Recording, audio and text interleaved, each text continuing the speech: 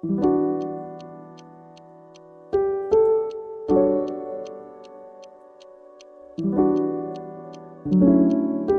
have to start this deep dive with a confession.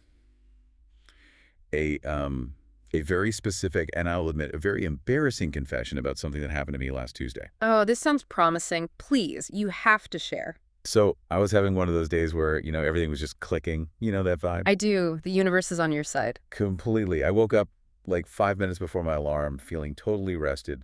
The coffee was perfect. I mean, perfect. And then on the drive to the studio, I hit 0 red lights. Not one. That's the peak. That's the moment you start to feel a little bit invincible. Exactly. I felt totally untouchable.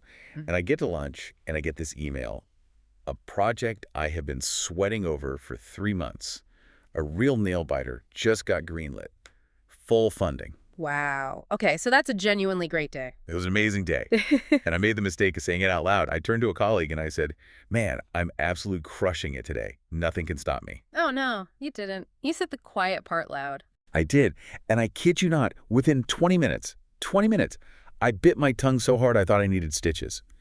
And then walking back to my car, I see it. A parking ticket. No. On a car I had parked in a perfectly legal spot. The meter was paid and everything. So the universe heard you bragging. The universe reached down and flicked me on the forehead. And my immediate reaction, it wasn't just, oh, bad luck.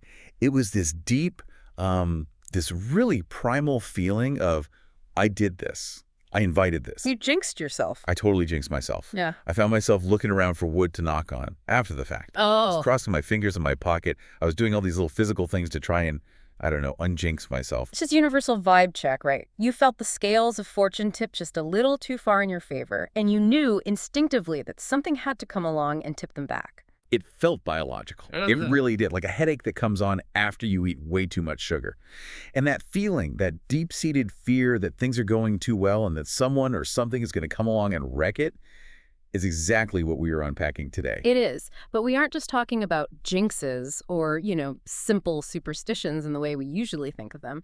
We are doing a deep dive into what is perhaps the oldest, most widespread, and I would argue the most terrifying belief system in human history. We are talking about the evil eye. Or the Nazar in Turkey and India, or Malakyu in Italy, Drishti in other parts of India, the Ayin Hara in Judaism. I mean, it has a name in almost every language on Earth. And I want to set the stakes early here, because when I first saw the source material for this deep dive, I'll be honest, I rolled my eyes a little. I think a lot of people do. I thought, okay, we're going to talk about those blue glass beads I see at the airport gift shop. I thought it was going to be a light, kind of fluffy exploration of a jewelry trend. And then you started reading the anthropology papers and the economic studies. And then I realized I was completely wrong. The sources we have today, from economists, evolutionary biologists, classicists, and historians, they paint a picture of something that is not just a superstition. It's a mechanism, a massive, complex social engine that has been running in the background of human civilization for at least 3,000 years. It's a social regulator. That's the term the sociologists use. It's a way that societies, especially pre-modern societies, have historically managed the single most destructive human emotion we have. Envy. Envy, the silent killer of communities. Envy is absolutely the key word here. We're going to look at how this one belief shapes entire economies, how it dictates architecture, how it leads to some truly bizarre rituals involving lemons, salt, spitting, and, well, flying phalluses. We will definitely get to the flying phalluses. You can't properly discuss the evil eye without discussing Roman wind chimes. It's impossible. But beyond the weird artifacts, there is a very serious question at the heart of this deep dive. Our mission today is to figure out why this belief persists. Why, in an age of science, smartphones, and space travel, do we still feel that sudden headache when things are going just a little too well? And to understand that, we have to start by completely unlearning how we think the world works. I mean, we need to forget about modern physics for a moment and really step into the shoes of someone living in ancient Greece or Rome, because to them, the evil eye wasn't a metaphor. It wasn't bad vibes. It was a literal physical weapon. It was a projectile weapon. Okay, this is the part of the research that really tripped me up, the physics of the glare. So today we understand how vision works, right? Light bounces off an object, say, a coffee cup, enters my pupil, hits my retina, and my brain processes that signal and says, that's a cup. Right. It's a passive process. You are a receiver. I'm a camera. Exactly. That's the intermission theory of vision. Light comes in. But in antiquity, some of the smartest people who ever lived, we're talking Plutarch, Democritus, Heliodorus, they believed in the exact opposite. They believed in the extramission theory of vision. Extramission, so sending something out. Precisely. They believed the eye was not a camera. It was a projector, or maybe a lantern. They thought that the eye contained a fiery essence, an internal light.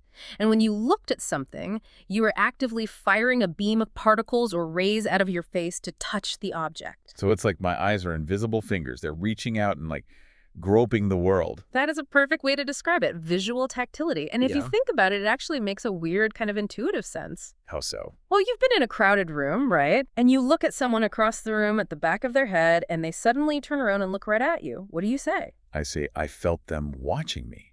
Or I could feel their eyes on me. Exactly. You feel it. It feels like a physical pressure on the back of your neck. For the ancients, that pressure was real. Plutarch wrote extensively about this in his Moralia. He believed that the human eye was constantly emitting a stream of particles. Okay, a stream of particles, like a hose. Kind of. Now, normally these particles are neutral. They just go out, touch things, and report back.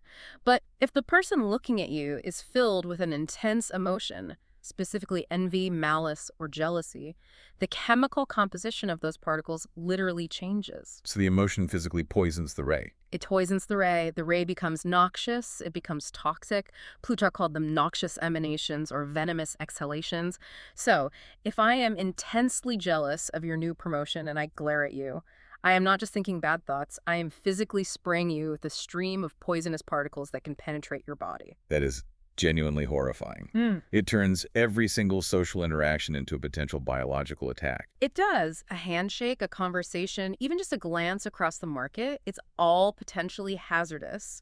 And because they viewed it as a physical attack, the symptoms were physical too. It wasn't just bad luck or negative vibes.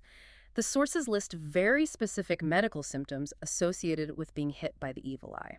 I have the list here from the folklore notes.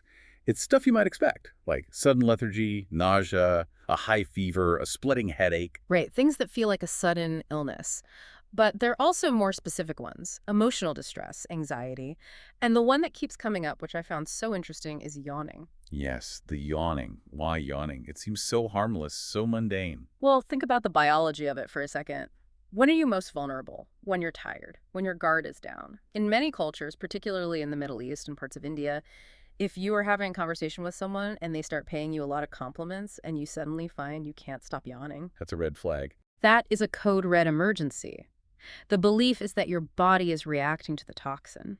Your spirit is trying to exhale the negative energy that is being projected onto you. It's a physical rejection of the poison. It's your body's check engine light coming on. 100%.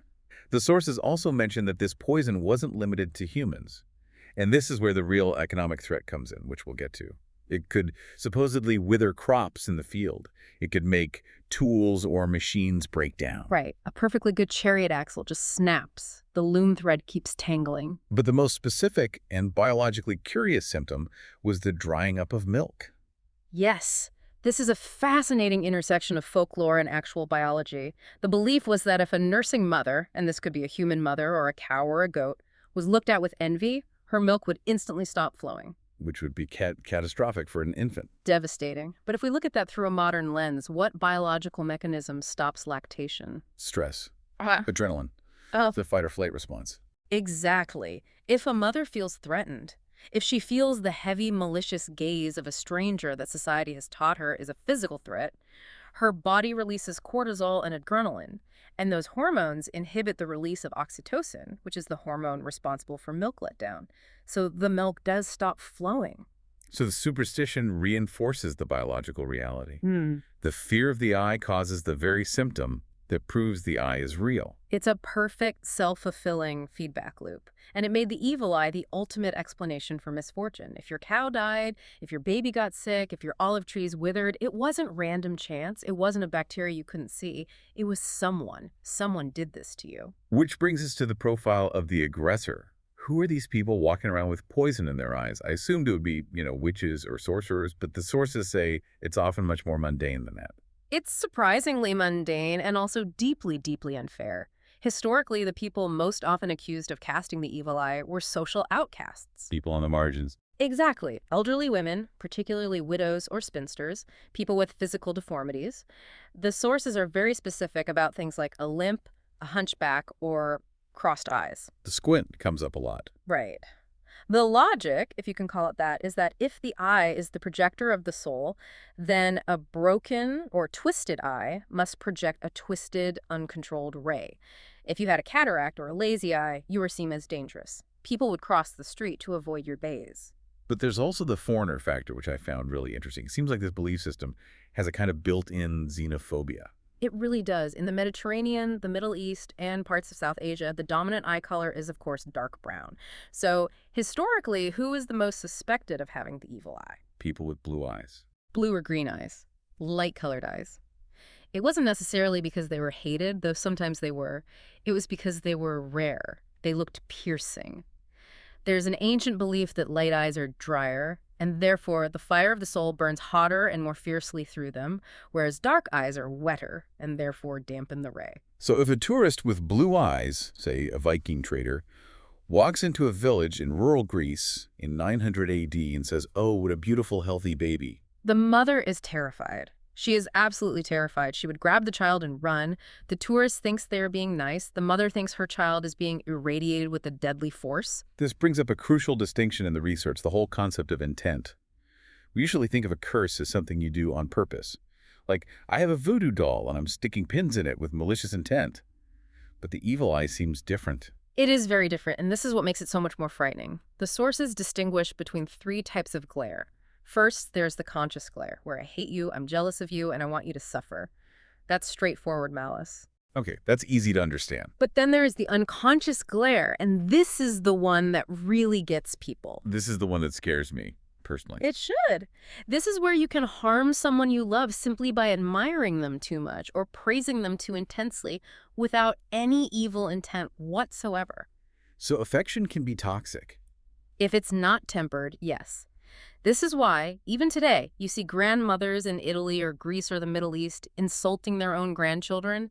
They'll hug them and say, "Oh, you are so ugly, you little monster." They're trying to reverse psychologize the curse. They're dampening the praise. They are neutralizing the energy because praise attracts the eye. If I say your child is perfect, I am putting a giant glowing target on their back for any passing envy. If I say, he's a little rascal, look at his dirty face, I'm protecting him. I'm making him seem imperfect. Okay, but the sources say the third type, the unseen glare, is the deadliest of all. The unseen is the hidden envy. It's the friend who smiles at your promotion, buys you a drink, and says, "Congratulations," but inside, their stomach is churning with jealousy. The passive-aggressive eye. Exactly. The ancients believed that this repressed, pressurized envy created the most potent and concentrated toxin of all. Because it's compressed, it shoots out with more force. It's high-pressure poison. And you can't defend against it because you don't see it coming. The person is smiling at you. So we have a world where vision is a weapon, praise is dangerous, and your best friend might be secretly radiating poison at you. Yeah. If you live in this mental landscape, you absolutely need a defense strategy. You can't just walk around unprotected. You need diagnostics and you need a cure. And this is where the source material gets incredibly rich because every culture has developed its own unique, highly specific antivirus software for this problem. Let's go on a bit of a global tour here. Yeah. I want to start in India because the sheer volume of information we have on Nazar, the Indian term for the evil eye, is just staggering. It seems like it's woven into every minute of every day. It is. In India, Nazar isn't a fringe belief held by a few people in a village. It's a daily reality for hundreds of millions of people, crossing religious and class lines. You'll see protections for it in a billionaire's mansion in Mumbai and on a poor farmer's hut in Rajasthan. The first thing that caught my eye in the research was the Nimbu Mirchi. I've seen photos of this.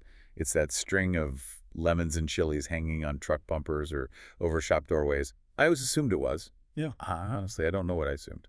Maybe decoration? It is definitely not decoration. It is a spiritual shield, a frontline defense system. Traditionally, it's 1 lemon and 7 green chilies tied together with a cotton thread, sometimes with a piece of charcoal at the bottom. 1 lemon, 7 chilies. Why that specific number? The number 7 is considered potent in many traditions, but the mechanism here is fascinating because there are 2 layers to it. The spiritual layer is about taste distraction. Case distraction. The belief is that Alakshmi, who is the goddess of misfortune, or sometimes seen as the less popular sister of Lakshmi, the goddess of wealth, has a sour and spicy tooth. She likes pungent things.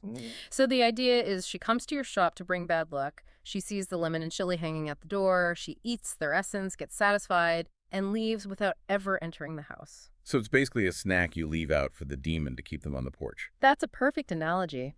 But then there's the materialist history, which is just as interesting. The sources point out that lemons and chilies have extremely high concentrations of citric acid and capsaicin. In a pre-industrial tropical climate, what are your biggest enemies as a shopkeeper? Bugs, bacteria, spoilage, rot. Pests. The ancients used these ingredients as natural pesticides and insect repellents. If you hang them on your fruit cart, the strong, acidic, spicy smell deterred flies and other insects. Over centuries, the practical protection from biological pests morphed into the spiritual protection from spiritual pests. I love that. The smell of the Nimbu Mirchi, which I imagine is this biting, acidic scent, especially as it starts to rot, is literally a barrier. And it must rot. That's part of the process. It's a disposable shield. Once it dries up, usually after a week, you're supposed to throw it out on the road and let cars or carts run over it, symbolically crushing the bad energy it has absorbed. Then you hang a fresh one. It's a constant cycle of renewal. There's another visual from India that really stuck with me. The Drishti Bomai. The sources describe these as scary dolls or grotesque masks placed on construction sites or new homes. Oh, these are fantastic. If you travel through South India, especially Tamil Nadu, you can't miss them. You'll see a beautiful, half-finished building, maybe a new hotel or a fancy house, and right on the scaffolding is this hideous, terrifying face. It looks like a demon. Bulging eyes, giant fangs, a tongue sticking out, often painted in neon orange or red. It does, and the logic behind it is pure, brilliant attention management. The idea is this. Human eyes are naturally drawn to the bizarre, the ugly, and the shocking. If you have a pristine new White House, the envious eye goes straight to the house. The first thought is, oh, look how rich they are, look at their success. And zap, you get the curse. But if you put a giant demon face on the roof, the eye goes to the demon first. Your first thought isn't about the house, it's, whoa, what is that ugly thing? the gaze is intercepted, the mask acts as a lightning rod.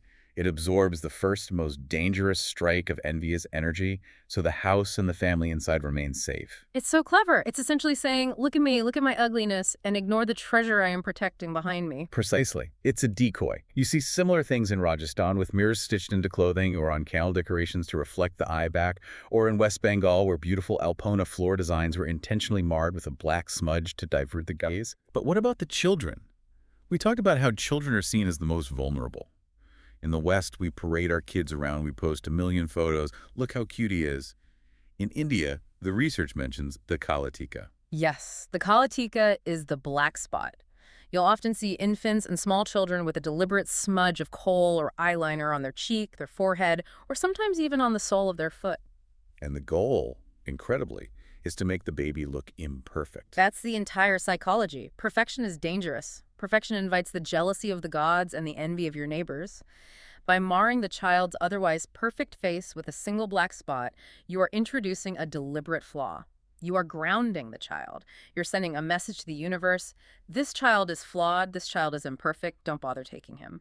It's so counterintuitive to the modern parenting brain, which is all about showcasing perfection, but it makes perfect defensive sense in that worldview. And if that first line of defense fails, if the baby starts crying uncontrollably or gets a fever without a clear medical cause, then you move from prevention to cure. You perform the Nazar Yutarna. The salt ritual. The salt ritual, yes. It's almost like a medical procedure performed in the home, usually by the oldest woman in the family.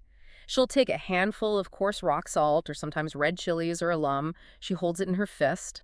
Then she circles her hand around the child's head, usually an odd number of times, like 3 or 7 times clockwise, then the same number counterclockwise. It's like she's winding up a spool of invisible toxic thread. Or wiping a window. She's physically wiping the negative energy off the child's aura. The belief is that the salt crystals, being crystalline in structure, are uniquely suited to absorb the negative vibrations.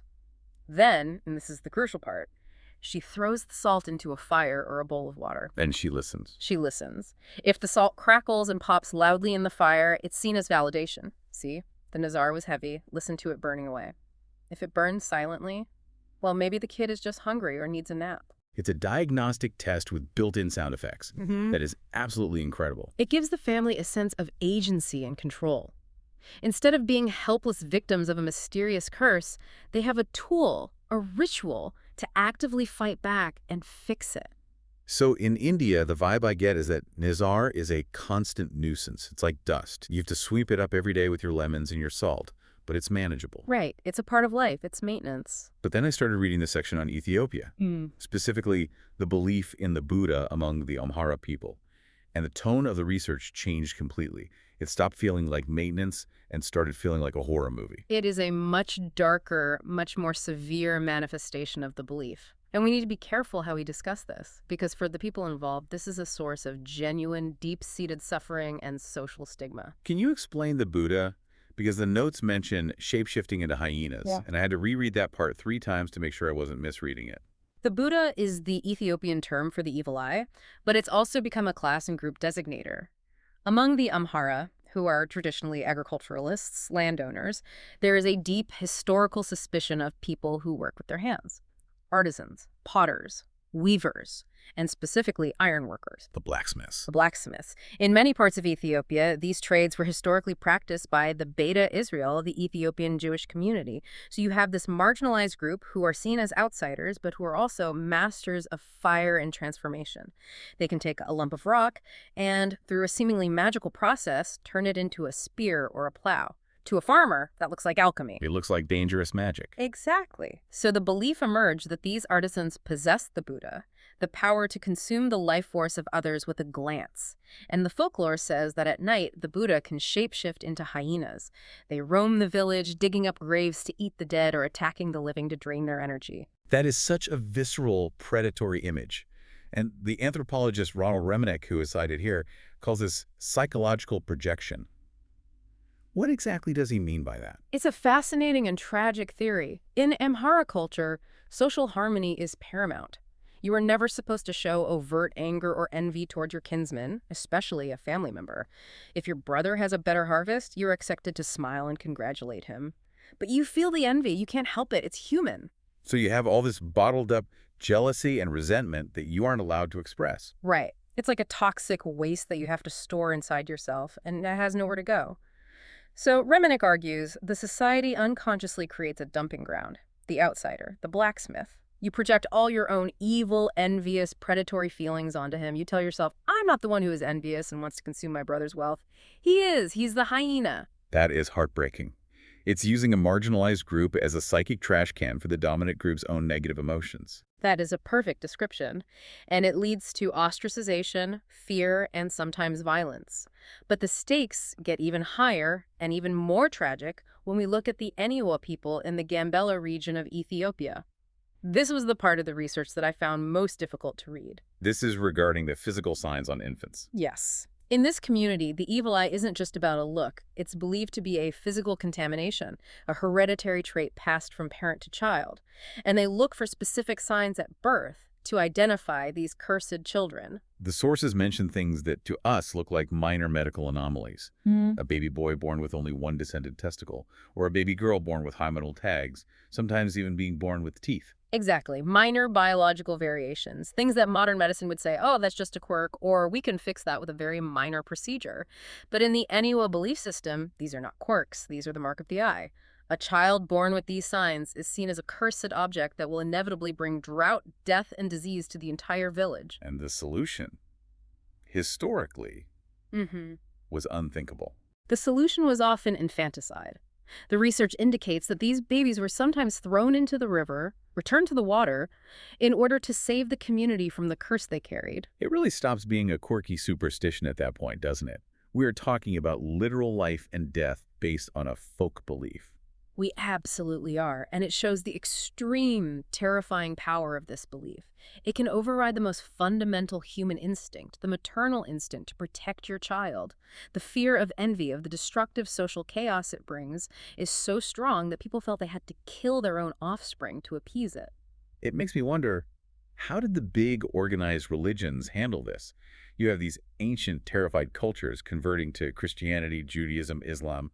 Did the priests and imams just come in and say, stop it, this is fake, eyes don't shoot rays? They tried. Oh, they definitely tried. But you can't just delete 2,000 years of deep-seated cultural fear. So what most religions ended up doing was assimilating the evil eye. They couldn't beat it, so they rebranded it. Let's start with Judaism. The Ayin Hara. It's everywhere in the Talmud and other rabbinic literature. There's a famous, rather shocking line that says, 99 out of 100 people die from the evil eye, and only one dies from natural causes. So they took it very seriously. Extremely seriously. But the protection in Judaism is often very interesting. It frequently centers on the biblical figure of Joseph. Joseph, the one with the coat of many colors. That's the one. In the biblical narrative, Joseph is the ultimate victim of his brother's envy. But he survives it and ultimately forgives them. He conquers envy. So tradition says his descendants are immune to the eye, and there's a beautiful metaphor that they are like fish in the water. Why fish? That seems a bit random. Because fish are covered by water. They are hidden from view. The envious eye cannot penetrate the depths of the sea to harm them, so the fish is safe. That's why you see fish motifs in so much Sephardic Jewish jewelry and art. It's a symbol of being submerged and protected from the gaze. I love that imagery. That's beautiful. What about Christianity? I feel like the early church would have a really hard time with the idea that my neighbor has magic powers that can make me sick.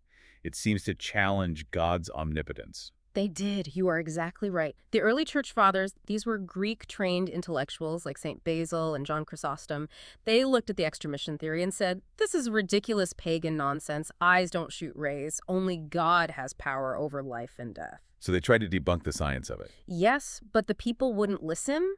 The belief was too ingrained. The people were still scared. So the church pivoted brilliantly. They said, okay, the evil eye is real, the power is real, but it's not your neighbor's power. It is a demon. Ah, the classic, it's Satan pivot. When in doubt, blame the devil. It works. They argue that the envious person is just a vessel. The devil sees the envy in their heart and uses that person's eye as a portal, as a gateway, to attack the victim. So the solution isn't a lemon or an amulet. The solution is the cross. The solution is prayer and faith in Christ.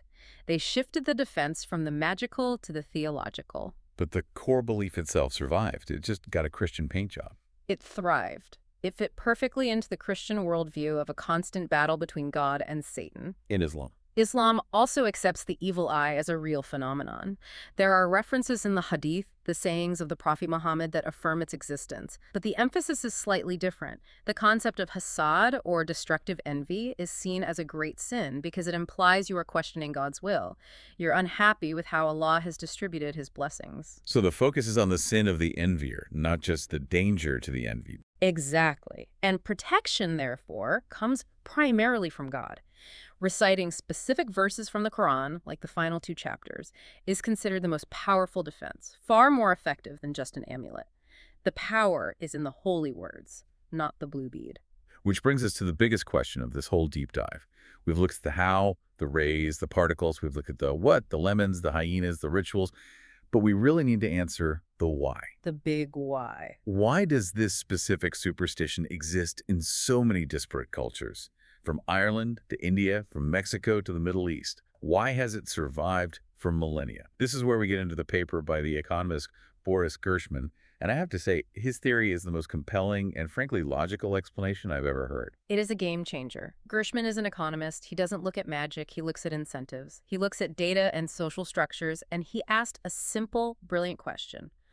What do all the societies that have a strong belief in the evil eye have in common? And he found a correlation. A massive, statistically significant one. He found that the evil eye belief is strongest in societies that have 2 specific characteristics: high levels of wealth inequality and weak institutions. Okay, let's break that down. Weak institutions. What does that mean in this context? Imagine you are a pastoralist or a farmer living in 1000 BC. There is no police force to call. There is no reliable court system to sue someone. There is no insurance company to cover your losses. There are no banks to hide your money in. My wealth is my stuff. It's my herd of goats. It's my pile of grain in the barn. And everyone can see it. It's visible wealth, and it's vulnerable. Now imagine your neighbor is starving. His crop failed, his goats died. He sees your giant, healthy herd. In a society without police, what physically stops him from coming over at night, poisoning your well, or burning your barn down out of sheer spite and desperation? Nothing. Nothing but his own conscience. Exactly. And envy is the psychological trigger for that sabotage. In that world, your neighbor's envy is a direct physical threat to your survival. So Gershman is arguing that the evil eye isn't just a random fear, it's a defense mechanism. He calls it a useful superstition. It's a cultural software patch to solve a real-world problem. If everyone in the society believes that envy creates a literal death ray, then the rich person becomes terrified of being envied. So they actively change their behavior to avoid it. They engage in what he calls envy avoidance behavior. They do everything they can to downplay their success. They hide their wealth. They eat indoors so no one can see they have meat. They don't wear flashy clothes. They publicly degrade their own success, saying things like, "Oh, this old thing, it's cheap," or "My harvest was small this year." That's the hiding part. But you mentioned sharing earlier. This was the part that blew my mind. The evil eye belief acts as a kind of tax system. Think about it. If I can't hide my wealth, if I have a huge harvest and everyone in the village sees it, how do I stop you from giving me the evil eye? I have to make you not envious of me. And how do I do that? I guess I have to give you some of my harvest. Bingo. I host a feast for the village. I give gifts to my less fortunate neighbors. I sponsor a community project. The fear of the evil eye forces the wealthy to redistribute their gains to the poor in order to buy off the envy. It acts as a leveling mechanism. It keeps the inequality from getting so extreme that the society collapses into sabotage and violence. That is actually genius. It's a supernatural wealth tax enforced by fear. And Gershman has the data to back this up. He used the standard cross-cultural sample, a massive ethnographic database of hundreds of pre-industrial societies. He found that this correlation between inequality and the evil eye is incredibly strong. And crucially, it does not exist for other superstitions like general witchcraft or sorcery. Witchcraft can be random. The evil eye is specifically economic. It tracks perfectly with inequality. I'm struggling a little bit with calling it useful, though. I mean, I keep thinking about the Ethiopian babies or the women in Europe accused of being witches.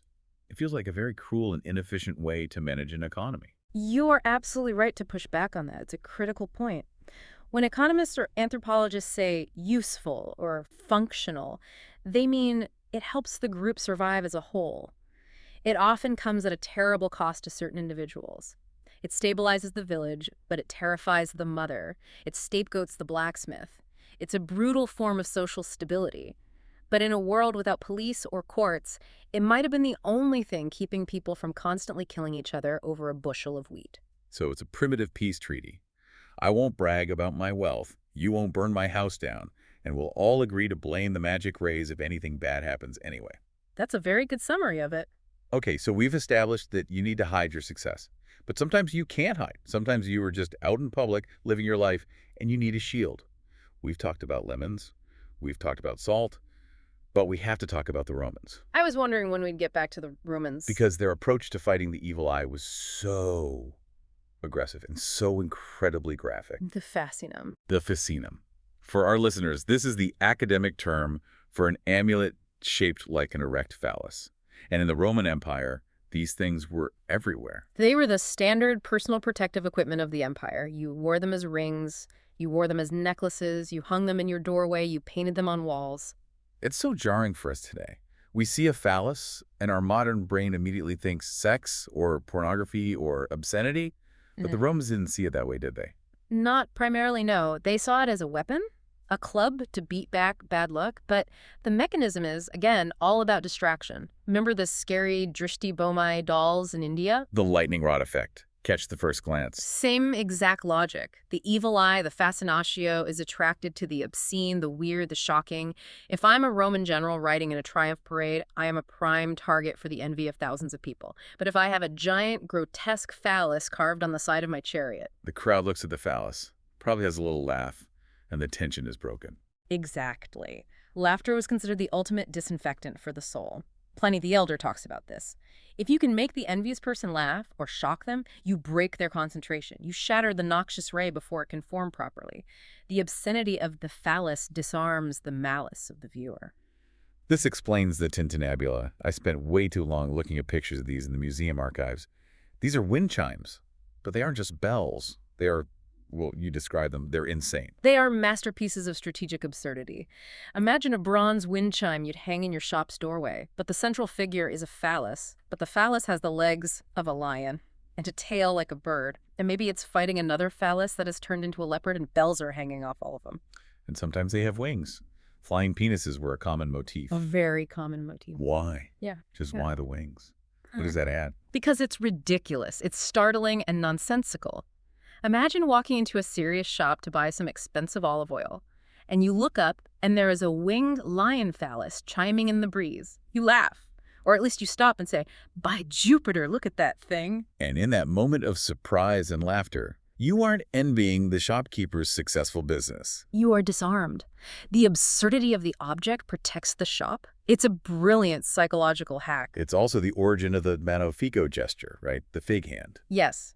Making a fist and tucking your thumb between your index and middle finger, it's a crude, symbolic representation of genitalia. It was the pocket version of the wind chime. If you felt someone looking at you with malice, you could make the sign of the fig in your pocket or under your cloak to blind their eye and deflect the curse. It's amazing how we've sanitized all of this over time. Because if you walk into any department store today, you see the evil eye everywhere. It's on Michael Kors handbags, it's on necklaces worn by Meghan Markle, but it's not a phallus. It's a polite, pretty blue glass bead. The Nazar Boncubu, the Turkish blue glass eye. It has definitively won the cultural war of protective amulets. It's become the global emoji for protection. We're in the modern fashion era of the superstition now. It's become a massive trend. But I found the color coding of the modern beads really interesting. I always just thought they were blue. Blue is the classic, the original. It represents the sky and water calm, cool elements that are believed to neutralize the fire of the envious eye. But as it became a global fashion item, it evolved. Now you have a whole spectrum of colors, each with a specific modern meaning attached. Run us through them. What does a red eye mean if I buy one today? Red is huge in Latin America, where you'll see the azabashi bracelet, often with a red string on babies. Red is for courage, strength, and energy. It's a power color meant to give you a boost. And green. Green is usually for health, personal growth, and happiness. It's got very earthy renewal vibes. What about a transparent or white bead? That seems counterintuitive. That's for clarity, for decluttering the mind and finding focus. It's become very popular in the New Age wellness space. You can basically customize your spiritual armor based on what you feel you need that week. There's one rule about the jewelry that I absolutely love, though. It's the breaking rule. Yes. This is universal for almost every culture that uses these amulets. If I buy a diamond necklace and it snaps, Mm. I'm devastated. I'm crying. I'm calling the insurance company. But if my little $10 evil eye bracelet breaks, You celebrate. You might even throw a little party. You say thank you. because it worked. The logic is that the glass didn't just break on its own due to wear and tear. It took a bullet for you. A massive wave of envy or negative energy hit you, and the bead absorbed it until it was so full of toxicity that it shattered. It sacrificed itself to save you. So you never, ever try to glue it back together. Never. That would be like trying to glue a used airbag back into your steering wheel. It's full of spent, toxic energy. The proper thing to do is thank it, throw it away, ideally, into running water to wash the negativity away, and then you go buy a new one. I love that. It reframes a broken object not as a loss, but as a success story. It does. It's a very positive way to look at it. So we've covered a lot of ground here. We've gone from ancient Greek eye lasers to Ethiopian tragedies, from Roman flying phalluses to modern broken bracelets. It's been quite a journey through the global history of paranoia. It really is a history of paranoia, but it's also a history of human nature.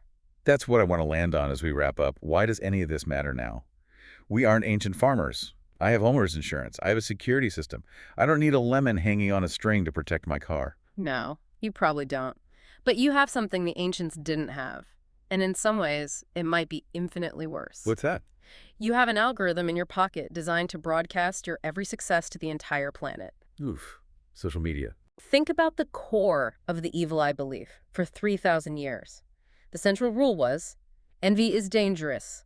Hide your happiness. Don't let strangers see your good fortune. And what do we do on Instagram, on TikTok, on Facebook? We do the exact polar opposite. We meticulously curate a highlight reel of our lives. Look at my perfect vacation. Look at my new car. Look at my beautiful children. Look at my perfect body.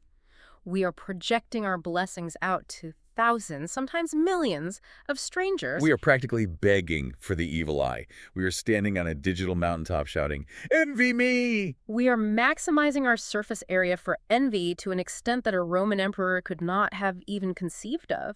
And think about the metric we use to measure success on these platforms. Views. Likes. Views, the very thing the ancients feared most. We crave the gaze. We're desperate for more eyes on us all the time. That is actually terrifying when you frame it that way. We have built a global economy on the very thing that our ancestors believed was a death ray. And ask yourself, does it feel safe? When you post something you're proud of and you get a nasty comment, a hater, how does it feel in your body? It feels terrible. You get that pit in your stomach, the headache, the anxiety. Lethargy, the emotional distress. The symptoms haven't changed in 3,000 years. The technology has changed, but the biology of envy and the pain of being envied is exactly the same. We are still just primates who are terrified of being judged and ostracized by the tribe. So hate watching or doom scrolling through someone else's perfect life is basically the modern digital version of casting the evil eye. I would argue that it is exactly that. When you sit there on your phone, scrolling through someone's curated perfect life, feeling that burn of jealousy in your gut, you are casting a glare. And when you are the victim of a social media pile-on, you are feeling the full force of the Nazar from 1,000 strangers at once. Maybe that explains part of the modern mental health crisis. We've systematically stripped away all the old protections. We took down the lemons, we took off the amulets, we stopped insulting our children, but we cranked up the exposure 1,000,000 times over. We are walking naked through a global field of invisible radiation. Well, that is a cheerful thought to end on. Sorry, but I think it's true. No, you're right, it's profound. It makes me want to maybe post a little less. Or maybe just post the bad stuff. Hey guys, look at this flat tire I got today. #blessed. That's actually a great envy avoidance strategy. Confuse the algorithm. Confuse the envy. And maybe I'll look into getting one of those Roman wind chimes for the studio door, just in case. I think HR might have a problem with the winged lion phallus, but you can certainly try. I'll tell them it's for workplace safety, spiritual PPE. Good luck with that. That's all for this deep dive. Whether you're wearing blue beads, knocking on wood, or just setting your profile to private protect your peace. And watch where you look. See you next time.